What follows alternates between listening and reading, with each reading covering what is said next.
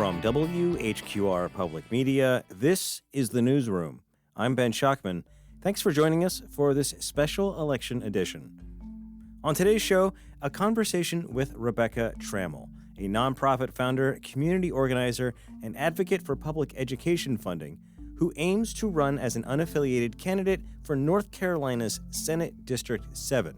That covers most of New Hanover County, except for a small notch of downtown Wilmington. Now, in order to get on the general election ballot in November, Trammel needs to have a petition signed by 4% of the registered voters in District 7, and that's about 7,000 people. The petition is due by noon on Tuesday, March 3rd, which is primary election day. So, in a sense, Trammel is in a one-person primary race. If Trammel can get enough signatures, she'll face Democrat Jessica Bickler, a small business owner and relative newcomer to politics, and incumbent Republican Michael Lee, one of the most powerful people in Raleigh. Neither Bickler or Lee have primary opponents. And based on the past few elections, the race for District 7's Senate seat will be hard-fought and expensive. In 2024, we saw millions of dollars from both Republican and Democratic parties pouring into New Hanover County. Trammel has positioned herself as a voice for the politically unaffiliated. It's the largest single group of voters, both in the state of North Carolina and here locally.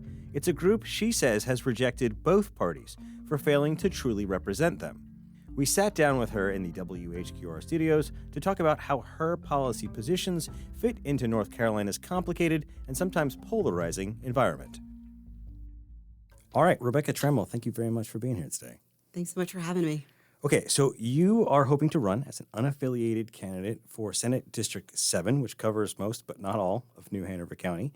But to do that, you need 7,000-ish. 7,000-ish signatures on a petition, and those are due by noon on the day of the primary election, Tuesday, March 3rd. So that is your first battle, right? That's right. So tell me a little bit about this campaign and what some of your key issues are that you are hoping people will, at the very least, be interested enough to put their name on a list. Sure. So I decided to run as an unaffiliated candidate because I believe that the people of New Hanover County deserve to have a choice in who represents them. And right now, the majority of New Hanover County is unaffiliated, and we are unaffiliated for a reason, and we still deserve representation. And so I'm seeing that really things are polarized, and they're becoming more polarized, and we need to create common ground where we actually have conversations and engage one another. And that's what I do. That's kind of my day job, literally, community conversations. And I think that we're better together. And I think that we need to listen to one another, hear one another. And I think, honestly, we actually agree on so many issues, but you would never know that from the current conversation. So I am running, we call our campaign Run with Rebecca, because I'm not running alone. I'm running with the people of New Hanover County, whoever chooses to run with me. I don't have a party, but I do have, I hope to have the people. And the issues that I'm running on, I think, are commonly felt by most people. And number one, I think we need to end gerrymandering. It's time for the people to choose who represents them rather than allowing elected officials to choose who they represent. So certainly long, at times ugly history of gerrymandering in North Carolina. Republicans have done it of late. Democrats did it before that. How would you handle, because we do have to district. We do have to carve this crazy state up into chunks. So how would you handle that? We need to get we need an independent team of experts to do that. We do not need politicians doing that. Constituents elect candidates. Elected officials do not choose who they don't choose us. We choose them. And I think that that's been backwards for too long. And if they choose us, then we can't hold them accountable. And that really needs to stop. So I think that if we have an independent group of people who are deciding what the districts are going to be, they need to be data analysts. It needs to be politically neutral. It just needs to be, how do these districts need to be carved out so that the people have the best representation? Another one of your issues I've heard you talk about, this will not surprise anyone who knows you, or has seen your name in the news before is education funding. Yes. So North Carolina recently ranked really poorly, if not dead last, in the lower percentiles for funding for public education. Give us a little bit of your take on that. Well, it doesn't come as a surprise to me that we were 50th and 51st in the nation when it came to funding, per pupil funding or funding effort. We actually have the money. We just choose not to invest in our public schools. And I think it is, it's tragic. It's a tragic misuse of our tax dollars. So I think people think that, wasting money is a misuse of our tax dollars. Well, it's also a misuse of our tax dollars to allow them to sit in our treasury collecting interest while 10,000 teachers quit at a time, while our children are not reading proficiently enough to be considered on track for college or career. And so, yes, we need to fund the Leandro Comprehensive Remedial Plan. We need to stop violating the constitutional rights of our children. And if I were in Raleigh, I would challenge my fellow lawmakers to not need to rely on a court decision to follow the Constitution and put our kids first. Yes, we will fund our public schools, we will support our teachers, and we will make sure that every child has a chance. The last of the three issues that I've seen, at least online and in print that you've talked about, and this I hear from the lips of just about everyone I talk to, irrespective of party, and that's affordability. So that's housing affordability, but it's more than that. Tell me, how do you think about this issue from the point of view of the General Assembly? I think we need to address cost of living. And right now, I'll be honest with you, a lot of it's more of I'm looking at it from a very holistic view. And it might seem a little dreamy, and it might be dreamy at this point, but it won't be, because I always find a plan. And so right now, I see cost of living not just as housing, but healthcare and the things that it takes to live and thrive. Because right now, people are working 2 and 3 jobs. We don't have time to live this life. We don't have time to breathe. We have time to work. And not even in working doesn't always get us a house anymore. It doesn't always get us health care anymore. And we need to take a really hard look as to why at one point we could live off of one salary in a two-parent household. And today we can't make it with 2 people working. And no, I think that there are tangible, practical ways to manage these costs. I'm looking at it also from what just happened with our teachers. Sure, they gave them a little bit of raise that probably doesn't really match the cost of living, but they also increased their insurance premiums. So that's not a raise. They ended up doing worse than they were before. Those are the kind of things that we need to look at. I think that there are people that are honestly smarter than me when it comes to economics, and I'm very well aware of it. Part of leadership is not just doing everything well, but knowing when there's something that you don't know that other people do know well. And I would bring in experts, economists, and I would bring in business leaders. I would bring in small business and large business owners and employees and find out what is it that we need to do. I bring in the experts in all the fields, healthcare, housing. We need to sit down and talk, and we need to figure out what we're willing to do to make sure that people have the chance to not just work to live. But right now, people are living to work and not working to live, and we need to change that too. So even if there's not a concrete plan that you have yet, do you have any broad strokes for people to think about? I mean, there are different schools of thought. There are schools of thought where the government steps in and provides money to people, whether that's in the form of child care credits or, tax breaks for housing or whatever that is. And there are schools of thought where it's like, we just need to make it easier for people to afford stuff by cutting their tax rates. It's a fiscal conservative argument. So, I've heard from a lot of Republicans that, North Carolina's very low income tax rate and low corporate tax rate makes it easier for people to live and easier for people to start businesses, which provide jobs. I mean, does that argument resonate with you, or do you feel like it needs to be more along the lines of government intervention? I don't think it's one or the other. I think that everybody deserves to prosper off of their effort. And right now, clearly some people are benefiting way more than others. And that's what we have to address. And I need to take a long, hard look at that with people who can advise me on that. I want to touch on some of the other state level issues that we've seen candidates drill down on in the past couple of years. The first, and I think Republicans consider this settled. I don't think everyone considers this settled. Where do you stand on North Carolina's current laws around abortion access? Sure. So I have a very nuanced opinion about this because I believe both that we have the right to choose and we're responsible for our choices.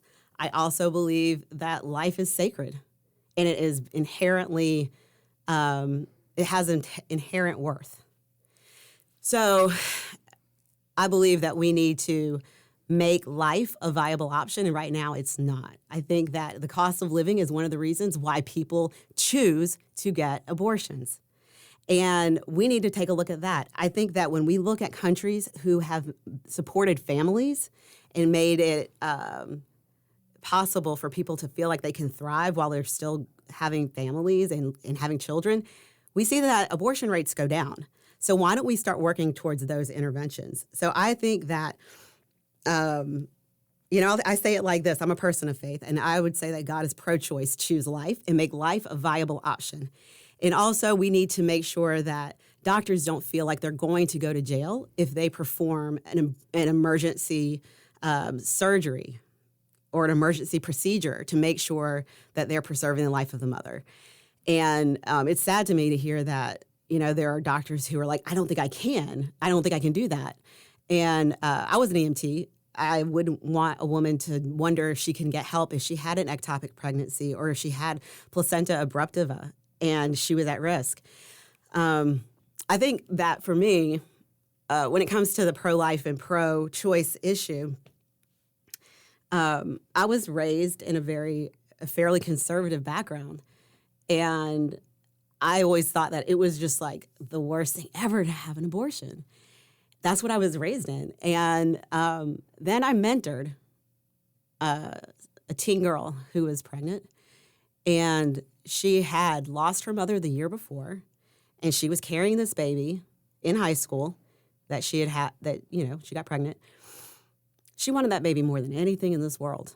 But the baby had trisomy 13.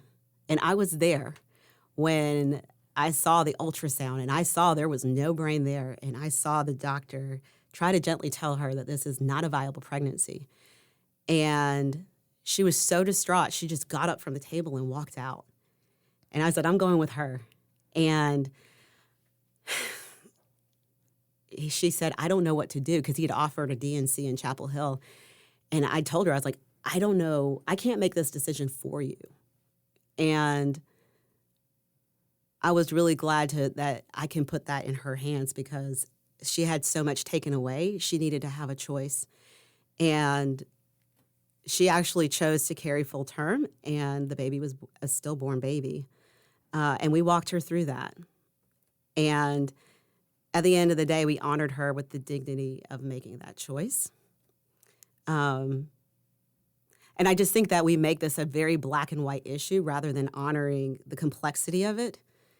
And that's what I really think that we need to bring into this conversation, is that complexity, that nuance, and finding ways to support women in making the choice that they want to make, not what they have to make, because there are so few options. So would you go back to the legislation that passed a couple of years ago, or would you just would you leave that law on the books and just approach the issue from other ways?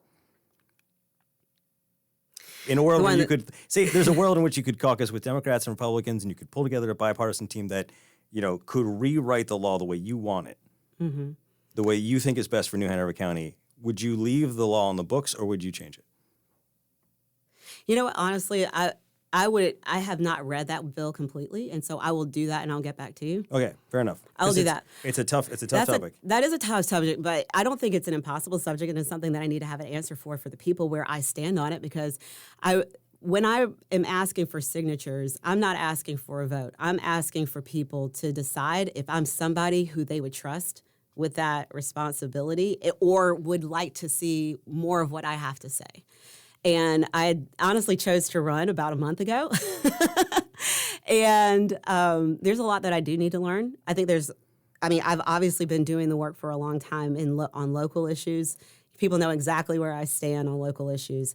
And there are some state issues that I do need to do more homework on, but I think that my track record proves that I'm not afraid of hard work. I'm not afraid of studying an issue. I'm not afraid of taking a stand on an issue, and I am collaborative in nature. All right, a couple more state-level issues I wanted to ask about because these are the things we hear from people the most.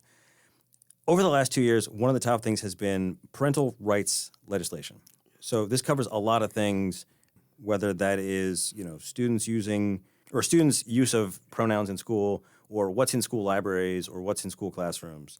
Do you feel like the General Assembly has struck an appropriate balance between what a parent should know about what goes on in the school and the need to say, respect educators and school administrators to, run their own shop? So I would say that I'll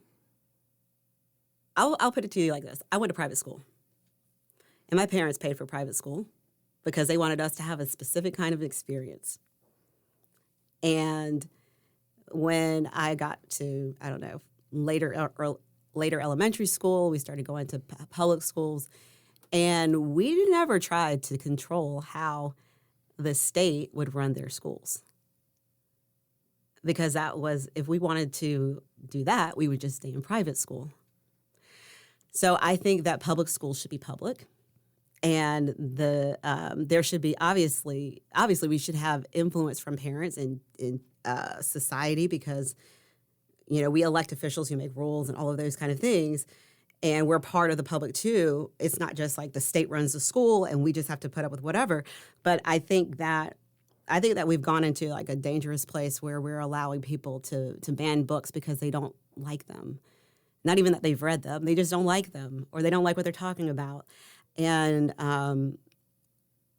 they might even be in the minority, and their voices are still overpowering the majority. And I have a problem with that. So I think that, homeschool is a choice, private school is a choice, and public school is a choice. And public schools need to be public. And they need to be a place where everyone feels welcome because we all pay taxes. And so if there's a specific kind of experience folks are looking for that are more bent towards, a religious preference or a cultural preference, then I do think that that's what private school is for. I think that, yes, there are, obviously, like, there should be like limits, but we also have to, and we can hold professionals accountable. So if there is something that is commonly seen as not beneficial to a child, then of course we need to address that. But I think that we're getting into culture wars rather than holding space for what schools are for, which is improving literacy, making sure that kids are prepared academically to pursue the next steps in life. Speaking of culture wars, over the last year, we've seen several pieces of legislation come through that affects trans people, whether that's the definition of gender or access to medical care or regulations around high school and middle school athletics. Do you feel like that was, from folks on the right, I hear these pieces of legislation described as, common sense pushback against the excesses of quote unquote woke culture. And on the left, I hear this as being bigoted anti-trans legislation, And I don't know if there is a middle ground there, but I'm curious how you think about it. Oh, my goodness. Like, again, hot topics. And, I think, is this what keeps most of us up at night? I mean, this is legislation that was passed while we didn't have a budget. So Right. It seemed important to the General Assembly. Well, it's not. It's not. They have like one job, and it's to pass a budget. And right now, their decisions are impacting, 1.4, I think, or 1.5 million children to not pass a budget. And, and I'm not saying that people who are trans are not important. They are. And like, this is incredibly important to doctors, but it really is a small part of our society. And I don't think that this is what keeps most families up at night. And we are willing, what's sad to me is that we're willing to, number one, demonize people for whatever their position is on this issue. Like, there is not a win on this topic. There just isn't. So, like, if you say that, it's this woke culture, there's going to be people that you have the people who are on the left who are going to demonize the right, people on the right who are going to demonize the left. There are people on the right who are demonizing people who are trans. And I think we need to just stop demonizing people and see what we can do to actually help people. And so, yeah, I think that this is almost like a straw man. So a litmus test is I think it's a distraction from real issues, honestly, that most people deal with. As far as the trans community, their rights and their personhood needs to be, they deserve civil rights just like everyone else, but no more and no less than anyone else. So would you roll back any of that legislation that's come through over the last year? I have to be honest and say I have not read that. And I need to. All right. All right. So last hot state topic, I promise. Gun control. Yeah. So this is a place where I have heard a broader spectrum of approaches, from absolutist, Second Amendment enthusiasts who feel there should be no restrictions, to people who feel like there should be very tight restrictions on all manners of firearms. Mm-hmm. I feel like there is plenty of middle ground there, but I'm always curious about how individual candidates see the state's role, if any, in gun control. I believe in the Second Amendment right. I do believe in the right to bear arms. I also believe that we do need to have gun control. And I think that most Americans agree on that. I think most Americans are in that part that say, I believe in the right to bear arms. And I also think that, we need to do a check. So if a person has a background of domestic violence, that they don't get a gun. If they have a prior history of potentially being dangerous with a gun, and not using it for its express purpose, or, we need to make sure that that we're allowing people who don't have a history of using them in a way that would cause harm to society. We need to be more careful with that. And yeah, I believe that we should have background checks and things of that nature, for sure.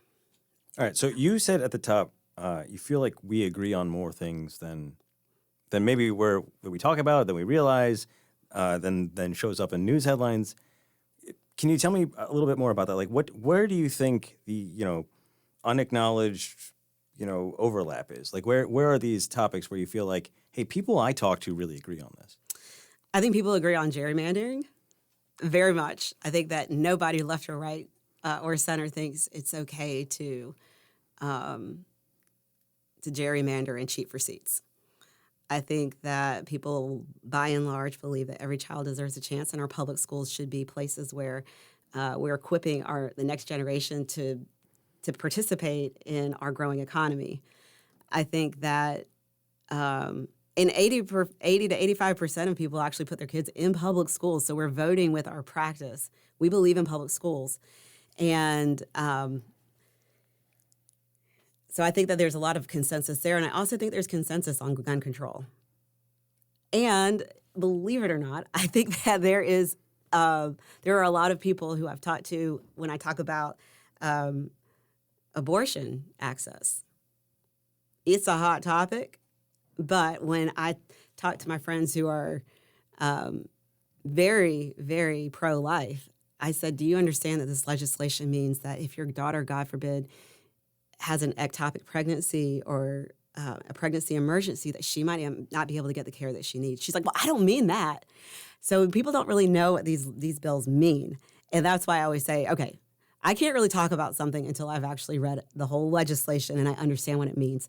Because I think a lot of times people are making these opinions based on echo chambers and, hot topics and memes, rather than understanding these bills and what they mean to to the people. And what I can commit to is understanding the issues and having a nuanced comprehensive position on these issues that you named. That I can commit to. All right, so you will be running, if you're successful with your petition, as an unaffiliated candidate. And to your point, there are more unaffiliated voters in New Hanover County and in Senate District 7 than there are Republicans or Democrats, like 20,000 more. Right. It's the plurality. It's the largest single group. But all that said, there is sort of left-leaning unaffiliated and right-leaning unaffiliated and sort of eclectic people who are unaffiliated. There's lots of different kinds of unaffiliated. Right. Right. So if you could lose all the Democratic votes, all the Republican votes, just get unaffiliated, you could still win. Right. But, you do have to appeal to folks who lean left and folks who lean right, if that was the way you were doing this. So are there places where you think, because some of your policies do seem like they are more left-leaning policies, are there points on which you feel like you are conservative and would represent more conservative-leaning unaffiliated voters? I mean, I think that my issue on making life a viable option, I think that's really difficult for some people on the left side, because they want abortion on demand, and I'm like, well, it's my body, my choice. I'm like, yeah, there's also another heartbeat there. There's also another brainwave, and there's also a sentient being of some sort inside of you who responds to pain. And I think that they deserve some protection, and we need to take that very seriously. And also not, at the same time, not demonizing people for making choices when we don't know their options. And so I think that, I would say that I've probably, alienated some people on the left in some ways, because I do see it as a more nuanced issue that we need to have a complex room to breathe kind of policy on. People would prefer I take a black or white issue on it. I can't. And, this is another thing people should know about me. I'm a very complex individual in myself. I'm biracial. I'm multi-ethnic and multicultural. And I grew up in a context where I understood balance. I understood the beauty of diversity within my own home, and a diversity of thought within my own home, politically, like in every kind of way. I was surrounded by diversity and complexity and came to peace with it. So I know that it can happen. And so I think that a lot of things like that people would want to say are a black or white issue, maybe I'm not quite where they want me to be. And I would say, the trans issue, I honestly haven't read the bill, so I can't really comment to it. And I think that people would say, well, if you can't tell me right now where you stand on that, then you're written off. And I think that's where we need to stop. I would like to enter the idea that we need to stop demonizing people for just period. It is nobody's place to demonize anyone for their ideas. I even came out and spoke to Charlie Kirk. I didn't like his ideas. I would probably go toe-to-toe with him on a lot of the ideas that he had. However, we do not fight words with weapons. We fight them with words and ideas. And if your idea prevails and you can present your argument in a more persuasive way, then people will be persuaded to believe you. And I think that that's the problem right now in America. We just want to see, well, do they agree with me? Because if they do, then I'll support them. Like, how about we take a step back and find out where we can find common ground and support one another?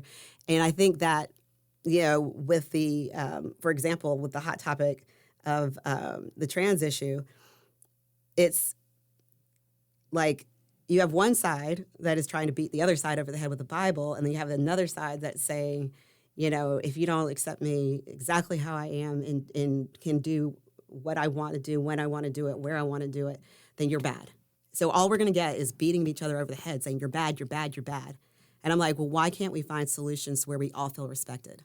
And I think that that's really why I'm running, and why I'm running as an unaffiliated and not with a party, is because I really think that we need to change the way that we view politics, and see that we can honor one another and create space for one another politically, and respect and defend the rights of one another without exceeding our boundaries.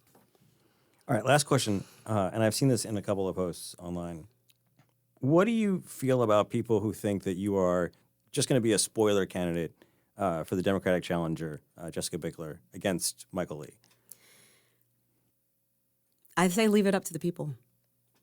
And this is a dry run.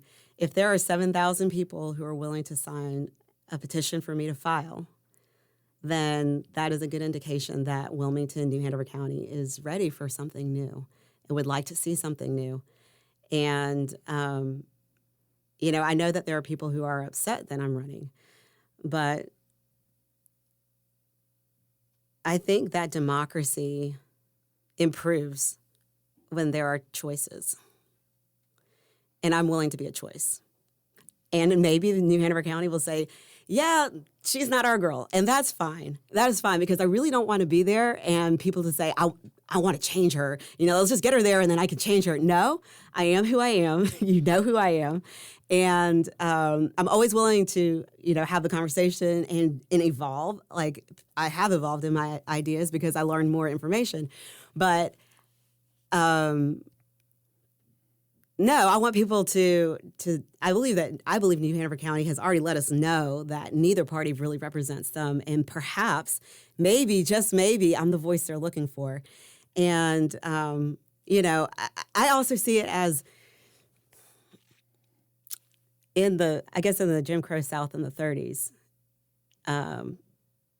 There was an expectation when there were two people walking down the sidewalk, and if one was black and one was white, and there wasn't room for both, the unsaid rule was a black person would avert their eyes and step to the side. Is that what they're asking me to do? Are you suggesting that frustration with your run is racially motivated?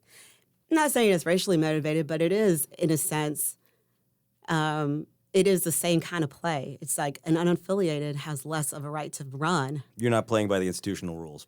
I'm not. And I don't think that, I think that we shouldn't be deciding for the people who they get to choose. And a lot of people will say, well, you won't have the money behind you. You won't have this organization behind you. There will be a lot of money in this race. I guarantee you millions of dollars will go into this race. And maybe people will decide that some of that money should come in the direction of an unaffiliated person. And if you do, I will take it.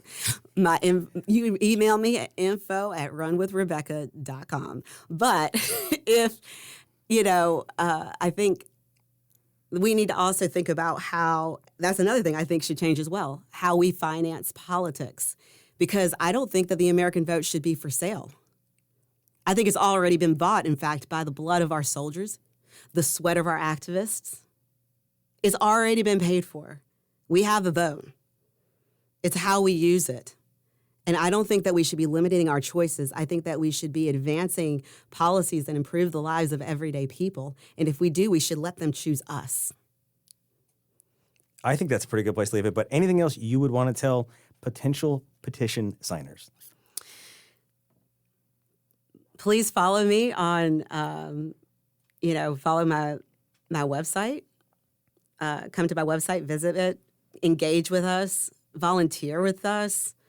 If you're interested in signing my petition to file, please email me at info@runwithrebecca.com, and we'll make sure that you can do that. There's ways that you can get involved. I'm looking for people who will open up their, say, hey, I'll be a place where you can sign, and we can give you a petition and people can come to you and sign. We're getting very creative about how we do get these signatures because we want to make it accessible to everyone.